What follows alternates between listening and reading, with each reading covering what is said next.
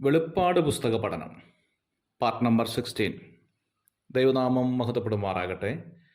വെളിപ്പാട് പുസ്തകം 19-ാം അധ്യായത്തിൽ നിന്നുള്ള ചില വിഷയങ്ങളായിരുന്നു നാം ചിന്തിച്ചു കൊണ്ടിരുന്നത്. 19-ാം അധ്യായത്തിൻ്റെ 12 മുതലുള്ളതായിരിക്കുന്ന വേദഭാഗത്തിലേക്ക് വരുമ്പോൾ അനന്തരം എന്ന വാക്ക് വീണ്ടും ആവർത്തിക്കുന്നതായി കാണുന്നു. ഇതുവരെയും കഴിഞ്ഞതായ സംഭവത്തിൻ്റെ തുടർച്ച എന്നുള്ള നിലയിലല്ല, പുതിയ ഒരു സംഭവത്തിൻ്റെ ആരംഭം എന്ന നിലയിലാണ് അനന്തരം എന്ന വാക്കുകൊണ്ട് ഇവിടെ അർത്ഥമാക്കേണ്ടത്. വെളിപ്പാട് പുസ്തകം 4-ാം അധ്യായത്തിൻ്റെ 1-ാം വാക്യത്തിൽ സ്വർഗത്തിൻ്റെ ഒരു വാതിൽ തുറന്നിരിക്കുന്നത് ഞാൻ കണ്ടു എന്ന് രേഖപ്പെടുത്തിയിട്ടുണ്ട്. ദൈവത്തിൻ്റെ സഭയായിരിക്കുന്ന മണവാട്ടിയെ മണവാളൻ സ്വർഗത്തിലേക്ക് കൊണ്ടുപോകുന്നതിൻ്റെ അനുഗ്രഹീതമായ ചിത്രമാണ് 4-ാം അധ്യായത്തിൻ്റെ 1-ാം വാക്യത്തിൽ സ്വർഗത്തിൻ്റെ ഒരു വാതിൽ തുറന്നിരിക്കുന്നു എന്നതുകൊണ്ട് അർത്ഥമാക്കുന്നത്. ദൈവത്തിൻ്റെ സഭയെ ഭൂമിയിൽ നിന്ന് എടുക്കുന്നതിന് ഉൽപ്രാവണം എന്ന വാക്കാണ് തിരുവഴുത്തിൽ കാണാൻ സാധിക്കുന്നത്. എന്നാൽ 19-ാം അധ്യായത്തിൻ്റെ 11-ാം വാക്യത്തിലേക്ക് വരുമ്പോൾ സ്വർഗം തുറന്നിരിക്കുന്നത് ഞാൻ കണ്ടു എന്ന് യോഹന്നാൻ വീണ്ടും എഴുതുകയാണ്. വെളിപ്പാട് പുസ്തകം 4-ാം അധ്യായത്തിൻ്റെയും 19-ാം അധ്യായത്തിൻ്റെയും ഇടയിലുള്ള 7 വർഷക്കാലം ഭൂമിയിൽ എതിർക്രിസ്തുവിൻ്റെ വാഴ്ച നടക്കുന്നു എന്ന കാര്യം നമുക്കറിയാം. ഇതേ സമയം സ്വർഗത്തിൽ രക്ഷിക്കപ്പെട്ടവരുടെ പ്രതിഫലങ്ങൾ ലഭിക്കുന്ന സമയവുമാണ് എന്നാണ്. വെളിപ്പാട് പുസ്തകം 19-ാം അധ്യായത്തിൻ്റെ 7-ാം വാക്യം 45-ാം സങ്കീർത്തനവുമൊക്കെ ഈ കാര്യങ്ങളാണ് വെളിപ്പെടുത്തുന്നത്. അവൻ്റെ കണ്ണ് അഗ്നിജ്വാല, തലയിൽ അനേക രാജമുടികൾ എന്നെഴുതിയിട്ടുള്ള ഒരു നാമവും അവനുണ്ട്, അത് അവനല്ലാതെ ആർക്കും അറിഞ്ഞുകൂടാ എന്ന് രേഖപ്പെടുത്തിയിരിക്കുന്നു. 2 പ്രധാനപ്പെട്ട കാര്യങ്ങളാണ് ഇവിടെ ഓർമ്മിപ്പിക്കുന്നത്. ഒന്ന് അവൻ്റെ കണ്ണിനെ കുറിച്ചാണ്, രണ്ടാമത് രാജമുടിയെക്കുറിച്ചാണ്.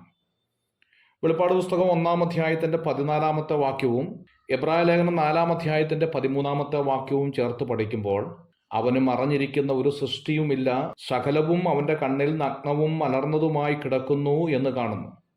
വെളിപ്പാട് പുസ്തകം 2-ാം അധ്യായത്തിൻ്റെ 23-ാമത്തെ വാക്യത്തിൽ നാം വായിക്കുന്നു, ഉൾപ്പൂവുകളെയും ഹൃദയങ്ങളെയും അറിയുന്നവൻ എന്നാണ്. വിശ്വാസികളെയും സഭകളെയും പാതാളത്തെയും സകലതും അറിയുന്നവൻ എന്ന അർത്ഥത്തിലാണ് കണ്ണ് എന്നതുകൊണ്ട് ഇവിടെ അർത്ഥമാക്കേണ്ടത്. അഥവാ നമ്മുടെ കർത്താവ് സർവജ്ഞാനിയാണ് എന്ന് വെളിപ്പെടുത്തുകയാണ്. രണ്ടാമത്തത് രാജമുടി എന്നുള്ളതാണ്.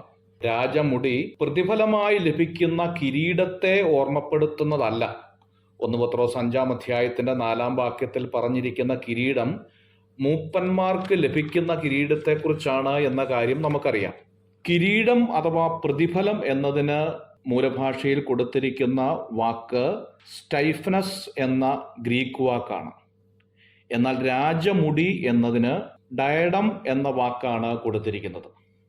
രാജമുടി എന്ന വാക്കുകൊണ്ട് അർത്ഥമാക്കേണ്ടത് രാജ്യത്വത്തിൻ്റെ അടയാളം എന്നാണ്. വെളിപ്പാട് പുസ്തകം 4-ാം അധ്യായത്തിൻ്റെ 4-ാം വാക്യവും 19-ാം അധ്യായത്തിൻ്റെ 16-ാം വാക്യവും ഈ ഭാഗത്ത് ചേർത്ത് പഠിക്കേണ്ടതായിട്ടിരിക്കുന്നു.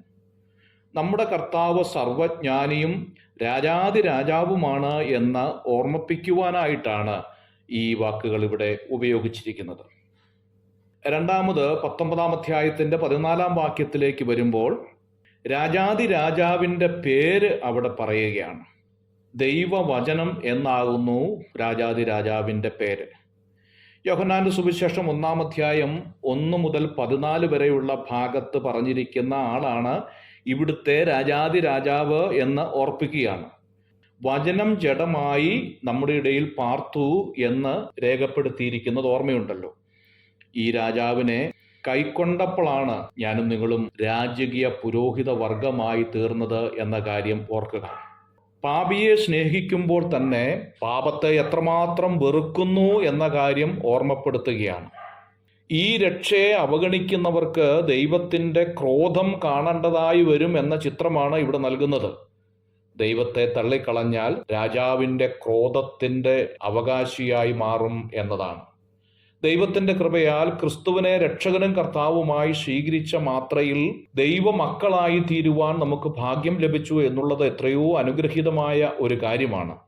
എന്നാൽ ദൈവമക്കളായി തീരാൻ അനുവാദം ലഭിച്ചിട്ടും അത് അനുഭവിക്കാത്തവർക്ക് ദൈവത്തിൻ്റെ ക്രോധമുണ്ടാകും എന്ന ഓർമ്മപ്പെടുത്തലാണ് ഇവിടെ നൽകുന്നത്.